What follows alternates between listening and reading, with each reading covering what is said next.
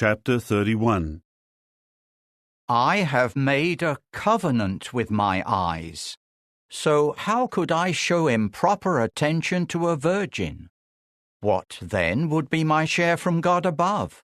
What inheritance from the Almighty on high? Does not disaster await the wrongdoer, and calamity those doing what is harmful? Does he not see my ways and count all my steps? Have I ever walked in untruth? Has my foot hurried to deceive? Let God weigh me with accurate scales, then he will recognize my integrity. If my footsteps deviate from the way, or my heart has followed after my eyes, or my hands have been defiled, then let me sow seed and someone else eat, and let what I plant be uprooted. If my heart has been enticed by a woman, and I have lain in wait at my neighbor's door, then let my wife grind grain for another man, and let other men have sexual relations with her. For that would be shameful conduct, an error deserving punishment by the judges. It would be a fire that would devour and destroy, consuming even the roots of all my produce. If I denied justice to my male or female servants when they had a complaint against me, what can I do when God confronts me? What can I answer him when he calls for an accounting? Did not the one who made me in the womb also make them? Was it not the same one who formed us before our birth? If I refused to give the poor what they desired, or saddened the eyes of the widow, if I ate my portion of food alone, without sharing it with the orphans, for from my youth the orphan grew up with me as though I were his father, and I have been a guide for the widow from childhood. If I saw anyone perishing for lack of clothing, or a poor man with nothing to cover himself, if he did not bless me as he warmed himself with the wool of my sheep, if I shook my fist against the orphan when he needed my assistance in the city gate, then let my arm fall from my shoulder, and let my arm be broken at the elbow. For I dreaded disaster from God, and I could not stand before his dignity. If I put my confidence in gold, or said to fine gold, "You are my security," if I found my joy in my great wealth because of the many possessions I acquired, if I saw the sun shining or the moon moving in its splendor, and my heart was secretly enticed, and my mouth kissed my hand in worship of them, then that would be an error, deserving punishment by the judges, for I would have denied the true God above. Have I ever rejoiced over the destruction of my enemy, or gloated because evil befell him? I never allowed my mouth to sin by asking for his life in an oath. Have the men of my tent not said, "Who can find anyone who has not been satisfied with his food?" No stranger had to spend the night outside. I opened my doors to the traveler. Have I ever tried to cover over my transgressions, like other men, by hiding my error in the pocket of my garment? Have I been in fear of the reaction of the multitude? Or have I been terrified by the contempt of other families, making me silent and afraid to go outside? If only someone would listen to me, I would sign my name to what I have said. Let the Almighty answer me. If only my accuser had written out the charges in a document. I would carry it on my shoulder, and I would bind it around my head like a crown. I would give him an accounting for every step I took. I would approach him confidently like a prince. If my own ground would cry out against me, and its furrows would weep together, if I have eaten its fruitage without payment, or if I have caused its owners to despair, then let thorns sprout for me instead of wheat, and foul-smelling weeds instead of barley. The words of Job end here. Chapter 32. So these three men stopped trying to answer Job, because he was convinced of his own righteousness. But Elihu, the son of Barachel the Buzite, of the family of Ram, had become very angry. His anger blazed against Job for trying to prove himself right rather than God.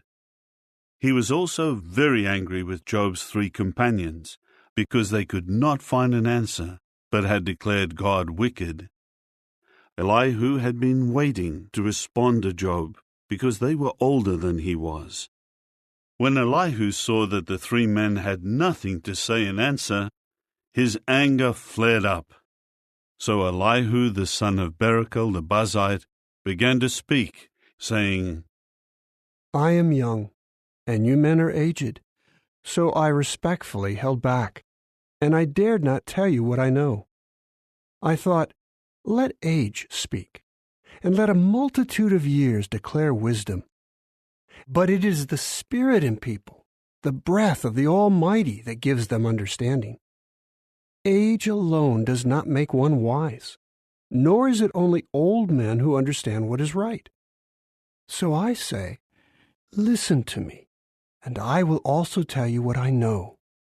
Look, I have waited for your words. I kept listening to your reasoning as you searched for things to say. I paid close attention to you, but none of you could prove Job wrong or answer his arguments. So do not say, we have found wisdom. It is God who refutes him, not a man.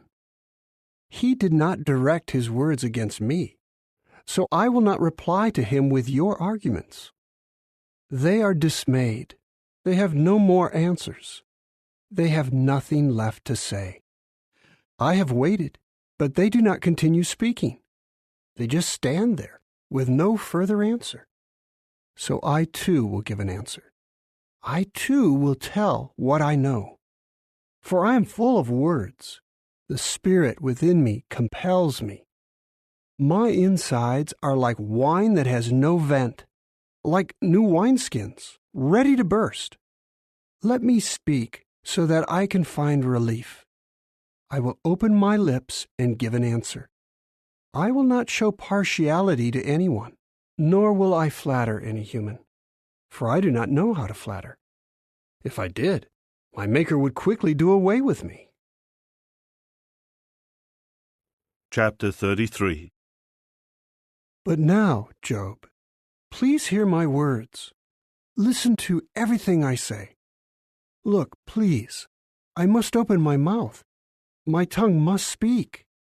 My words declare the uprightness of my heart, and my lips sincerely tell what I know.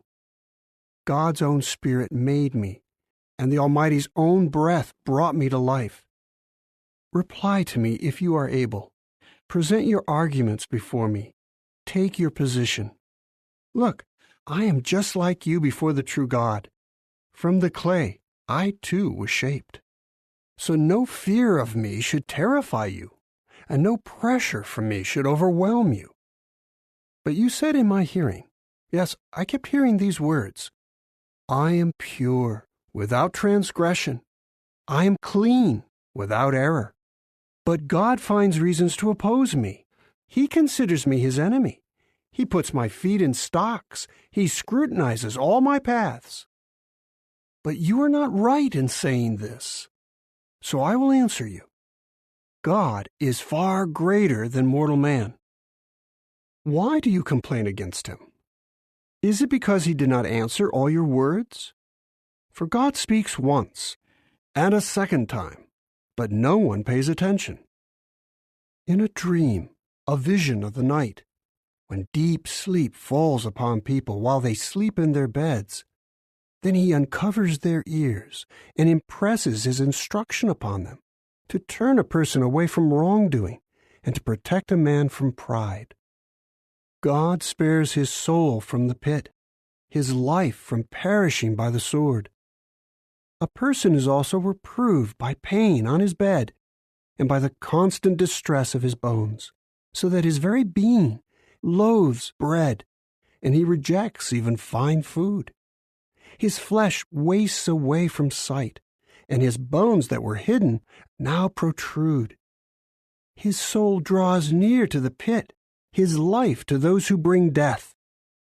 If there is a messenger for him, one advocate out of 1,000, to tell to man what is upright, then God shows him favor and says, "Spare him from going down into the pit. I have found a ransom. Let his flesh become fresher than in youth. Let him return to the days of his youthful vigor." He will entreat God, who will accept him, and he will see his face with shouts of joy, and he will restore his righteousness to mortal man.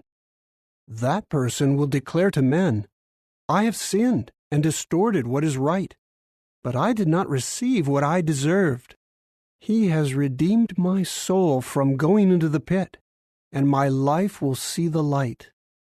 Indeed, God does all these things, twice, 3 times for a man, to bring him back from the pit, so that he may be enlightened with the light of life. Pay attention, Job. Listen to me. Keep silent, and I will continue speaking. If you have something to say, reply to me. Speak, for I want to prove you right. If you have nothing to say, you should listen to me. Keep silent, and I will teach you wisdom.